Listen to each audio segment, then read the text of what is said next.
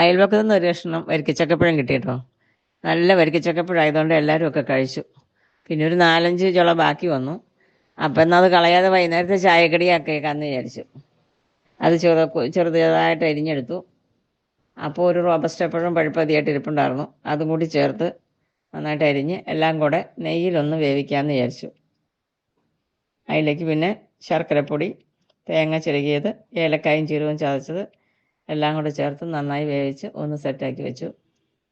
പിന്നെ ആട്ടപ്പൊടിയാണ് ഞാൻ ഇതിനു വേണ്ടി എടുത്തിരിക്കുന്നത്. ആട്ടപ്പൊടി ഉപ്പും വെള്ളവും ഒഴിച്ച് നന്നായിട്ട് കുഴച്ച് ഇലയിൽ പരത്തിയെടുത്ത് അതിൻ്റെ ഒരു വശത്ത് ഫില്ലിങ്ങും വെച്ച് മറുവശം കൊണ്ട് മടക്കി ചുട്ടാണ് ഞാൻ എടുക്കുന്നത്.